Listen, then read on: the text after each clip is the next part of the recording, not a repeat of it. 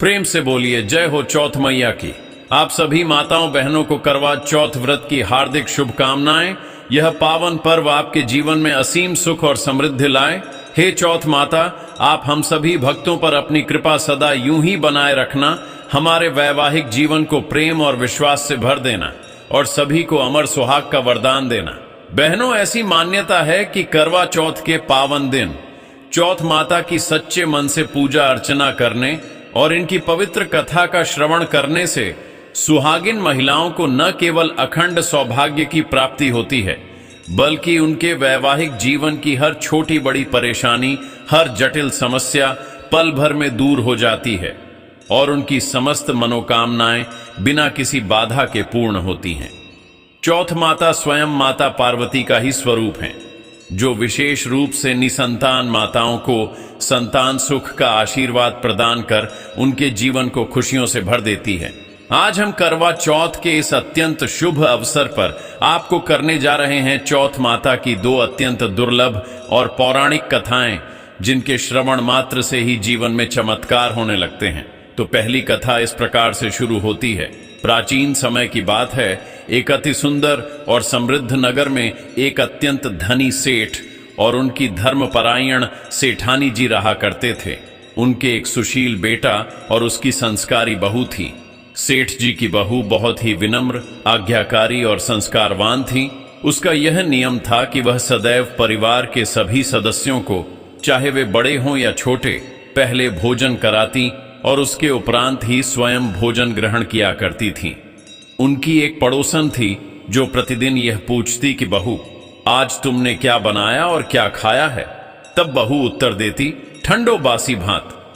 एक दिन उसके पति ने ऐसा सुनकर मन ही मन विचार किया कि आज क्यों न स्वादिष्ट पकवान बनाए जाएं और फिर देखें कि मेरी पत्नी क्या कहती है। उसके पति ने अपनी देखरेख में तरह तरह के उत्तम पकवान बनवाए और घर के सभी लोगों ने बड़े प्रेम से एक साथ बैठकर भोजन किया। आज भी पड़ोसन ने पूछा तो बहू ने वही उत्तर दिया, ठंडो बासी भात। सेठ के लड़के ने यह सुनकर सोचा कि अवश्य ही कोई गहरी बात है जिससे मेरी पत्नी ऐसा कहती है। उसने अपनी पत्नी से पूछा, तुम रोज ठंडो बासी भात खाए, ऐसा क्यों कहती हो, जबकि आज तो हम सब ने एक साथ बैठकर कई तरह के गर्मागर्म पकवान खाए हैं। उसकी पत्नी ने अत्यंत गंभीरता से उत्तर दिया, हम लोग जो खा रहे हैं वह हमारे बाप बूढ़ों की कमाई है। जिस दिन आप अपनी मेहनत से कमाकर लाओगे, उस दिन ही मैं समझूंगी कि हम ताजा और स्वयं की कमाई का भोजन कर रहे हैं। अपनी पत्नी की ऐसी बातें सुनकर और उसके विचारों से प्रभावित होकर एक दिन लड़के ने अपनी मां से कहा, मां, मैं एक बड़े शहर में कमाई करने जा रहा हूं। मां ने स्नेहपूर्वक समझाया, बेटा, अपने पास इतना धन है कि खाया नहीं जुटना, फिर तू कमाने क्यों जा रहा है? मां के लाख मना करने पर भी बेटे ने स्वयं अपनी मेहनत से कमाने का दृढ़ निश्चय कर लिया। उसके मन में अपनी पत्नी के शब्दों का गहरा प्रभाव था। पति ने घर से प्रस्थान करते समय अपनी पत्नी से अत्यंत महत्वपूर्ण बात कही, मैं जब तक कमाकर बहुत सा धन लेकर ना आऊं, तुम चूल्हे की आग मत बुझने देना। और पत्नी को ऐसा कहकर वह कमाने के लिए दूर प्रदेश चला गया। अपने पीछे एक बड़ी जिम्मेदारी छोड़ गया। एक दिन की बात है, बहू रसोई घर में अपने काम में व्यस्त थी और दुर्भाग्यवश गलती से उसकी चूल्हे की जलती हुई आग बुझ गई। अब तो वह मन ही मन बुरी तरह घबराने लगी। उसके हृदय में आशंका ने जन्म लिया कि कहीं मेरे पति पर कोई संकट तो नहीं आन पड़ा है। तभी उसने सोचा कि क्यों न जल्दी से पड़ोस में से आग लाकर चूल्हे में रख दूं ताकि कोई अमंगल ना हो। बहू ऐसा विचार करके तुरंत पड़ोस में आग मांगने के लिए जाती है। वहां पर वह देखती है कि पड़ोसन अत्यंत श्रद्धा भाव से चौथ माता का व्रत पूजन कर रही थी। बहू ने पड़ोसन से कहा, थोड़ी चूल्हे की आग दे दो। पड़ोसन ने बहू से कहा, थोड़ी देर में आकर ले जाना, मैं अभी पूजा कर रही हूं। बहू ने पड़ोसन को इतने ध्यान से पूजा करते हुए देखकर उससे उत्सुकता से पूछा, आप यह व्रत क्यों करती हैं? इससे क्या फल मिलता है? पड़ोसन ने अत्यंत प्रसन्नता से बताया कि चौथ माता के इस व्रत को करने से अन्न, धन और लक्ष्मी की प्राप्ति होती है और हर मनोकामना अवश्य पूरी होती है, जीवन में सुख समृद्धि आती है। पड़ोसन की बातें सुनकर और व्रत की महिमा जानकर अब बहू भी चौथ माता का व्रत पूरे विधि विधान से करने लगी। व्रत के दिन वह अपनी दीवार पर चौथ माता का चित्र बनाती। उस दिन गुड़ का चूरमा बनाकर रात्रि को चंद्रमा को विधिवत अर्घ्य देकर ही भोजन करती। ऐसा ही करते करते बहू को बहुत दिन हो गए। उसकी श्रद्धा और भक्ति दिन प्रतिदिन बढ़ती जा रही थी। चौथ माता ने उस परम भक्त बहू के पति को स्वप्न में दर्शन दिए और कहा, साहूकार का बेटा, तू जाग रहा है या सोया है? तेरी पत्नी तुझे बहुत याद कर रही है, घर जाकर उसकी चिंता मिटा।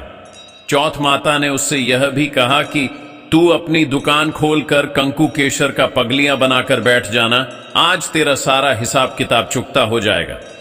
अब तो चौथ माता ने जैसा कहा था वैसा ही हुआ। उसका सारा हिसाब किताब तुरंत चुकता हो गया और उसने अथाह धन कमा लिया। उसने तुरंत घर जाने की तैयारी कर ली। सेठ जी का बेटा गाड़ी भरकर धन दौलत लेकर अपने घर को प्रस्थान कर दिया। उसके मन में पत्नी से मिलने की तीव्र इच्छा थी। चलते चलते रास्ते में अचानक एक बड़ा सा काला नाग अपना फन फैलाए बैठ गया और कहने लगा, आज तो मैं तुझे 10 छोड़ूंगा नहीं, आज तेरी आयु पूरी हो गई है, अब तुझे मरना होगा।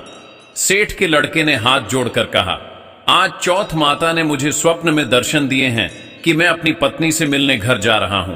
वहां मेरी पत्नी बहुत चिंता कर रही है, मैं उससे मिलकर जरूर आऊंगा, तब तुम मुझे 10 लेना। नाग ने उसकी बात सुनकर कहा, तुम वचन पूर्वक कहकर जाओ तो मैं तुम्हें जाने दूंगा, परंतु यदि तुम लौट कर नहीं आए तो मैं तुम्हारे घर आकर तुम्हें 10 लूंगा। इस प्रकार सर्प को अपने जीवन का वचन देकर वह अपने घर पहुंचा। उसके मन में एक अजीब सी खुशी और उदासी थी। वहां सभी से हंसी खुशी से मिला और भोजन करने बैठा, परंतु उसका मन बहुत उदास था। वह गुमसुम बैठा रहा। उसकी पत्नी ने उसके उदास होने का कारण पूछा तो पति ने काले नाक वाली पूरी बात विस्तार से बताते हुए कहा, यदि मैं उसके पास नहीं जाऊंगा तो वह घर आकर ही मुझे 10 लेगा।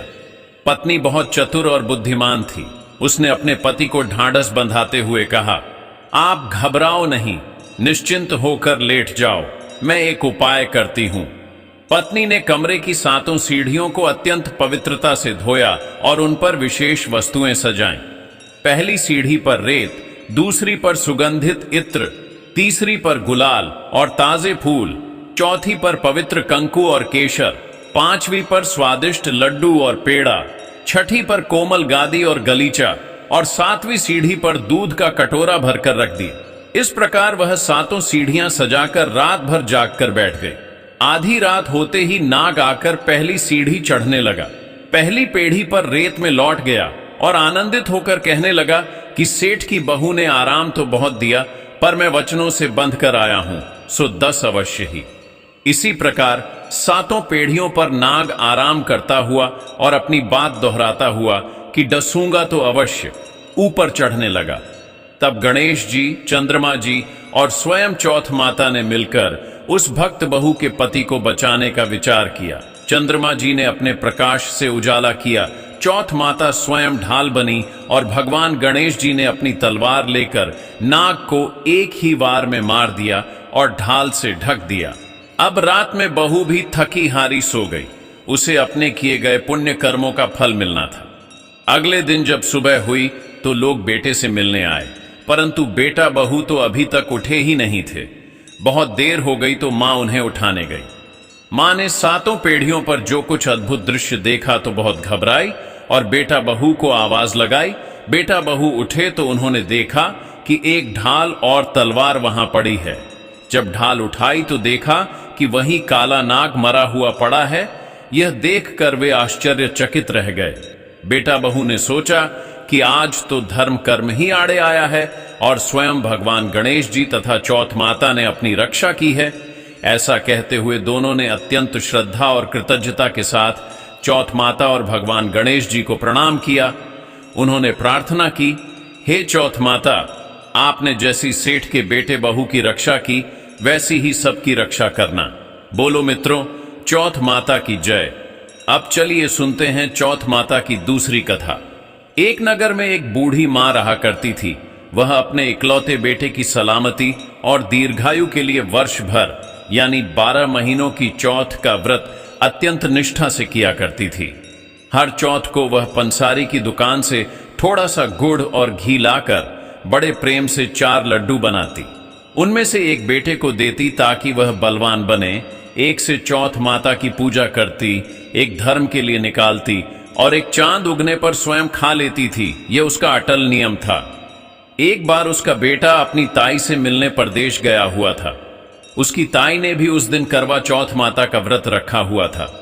बेटे ने ताई से पूछा, तुम तो एक ही चौथ का व्रत करती हो, पर मेरी मां तो 12 महीने चौथ व्रत करती है, ऐसा क्यों? उसकी ताई ने कुटिलता से कहा, तेरी मां तेरी कमाई से तरह तरह के पकवान खाने और मौज करने के लिए 12 चौथ करती है। वह लालची है और मैं तो अपने पति के पैसे बचाने के लिए और उनकी लंबी उम्र के लिए बस एक करवा चौथ का व्रत रखती हूं। ताई ने उसे बहकाते हुए आगे कहा, तू परदेश जाकर रहेगा तो तेरी मां को खाने पीने के लिए इतना कुछ नहीं मिलेगा, और तेरे तो पिता भी नहीं हैं कि वह उनकी लंबी आयु के लिए करवा चौथ का व्रत रखे। इसलिए देख लेना, वह 12 चौथ तो दूर, एक भी चौथ का व्रत नहीं करेगी। तेरी मां का स्वार्थ निकल जाएगा। लड़के को लगा कि ताई सच कह रही है। उसकी बुद्धि पर पर्दा पड़ गया था।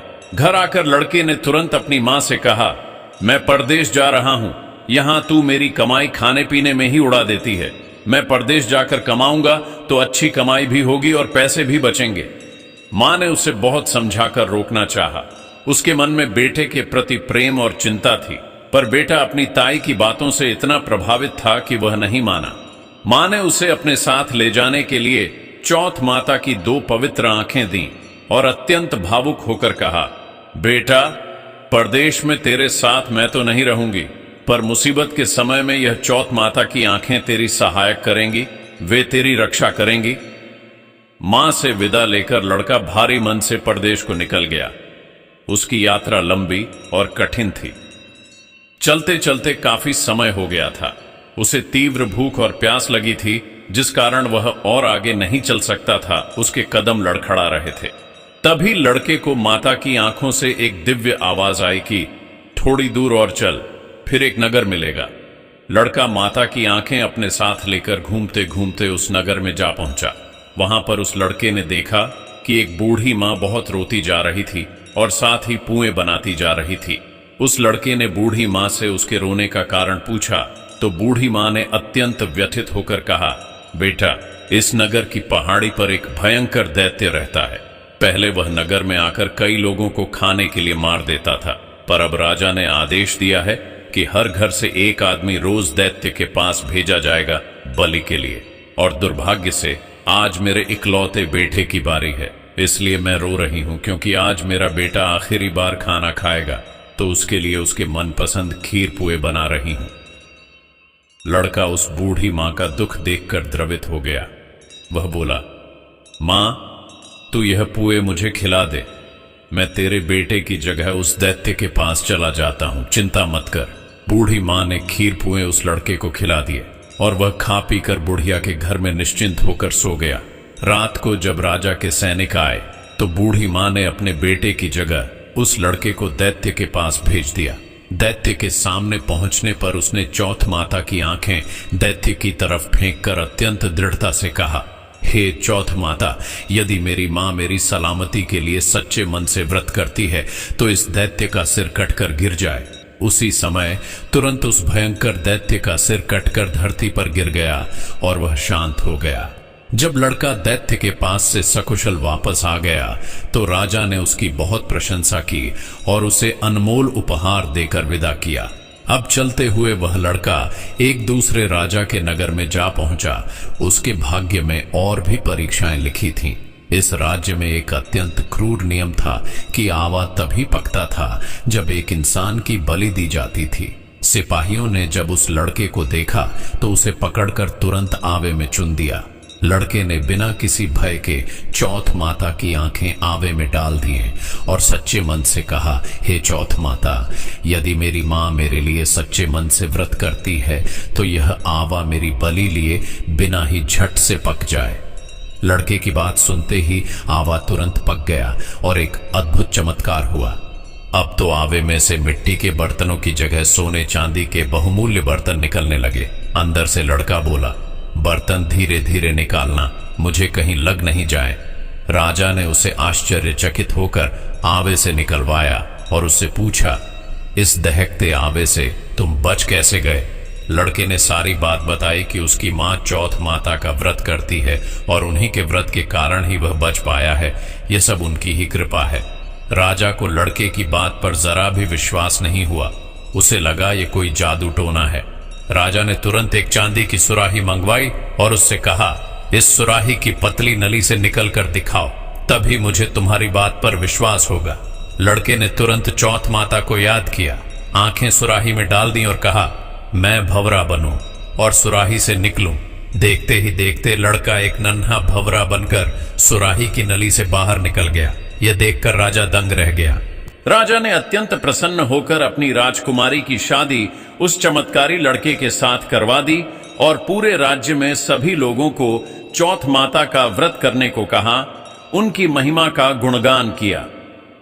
अब इतने सुख और ऐश्वर्य में रहते हुए भी उसे अपनी मां की बहुत याद आने लगी। उसके मन में मां से मिलने की तीव्र इच्छा जागी। उसने राजा के पास जाकर अपने खुद के नगर जाने की इच्छा जाहिर की। राजा ने रथ, घोड़े, हाथी और खूब सारा दान दहेज देकर उसे सहर्ष विदा किया। यह एक भव्य विदाई थी। बेटा अपनी पत्नी, जो अब राजकुमारी थी, के साथ चौथ के शुभ दिन अपने नगर पहुंचा। वह अपनी पत्नी को नगर के बाहर छोड़कर अकेला पंसारी के यहां अपनी मां का इंतजार करने लगा। उसने सोचा, आज तो चौथ है, तो मां यहां पूजा का सामान लेने जरूर आएगी। थोड़ी देर बाद लकड़ी टेकती हुई उसकी बूढ़ी मां वहां आती दिखी। बेटा तुरंत मां के चरणों में गिर पड़ा और भावुक होकर कहने लगा, मां, मैं तेरा वही बेटा हूं, मुझे माफ कर दो, मैंने तुम्हें गलत समझा था। मां ने उसे पहचान लिया और उसे गले लगा लिया। उनकी आंखों से प्रेम के अश्रु बह निकले। लोग चौथ माता की जय जयकार करने लगे। पूरा नगर इस अद्भुत मिलन का साक्षी बना। तभी से उस नगर के सभी लोग चौथ माता का व्रत अत्यंत श्रद्धा भाव से करने लगे। उनकी महिमा चारों दिशाओं में फैल गई। हे चौथ माता, जैसे आपने बूढ़ी मां और उसके बेटे की सहायता की, वैसी ही हमारी भी करना, हमारे जीवन को भी सुखमय बनाना।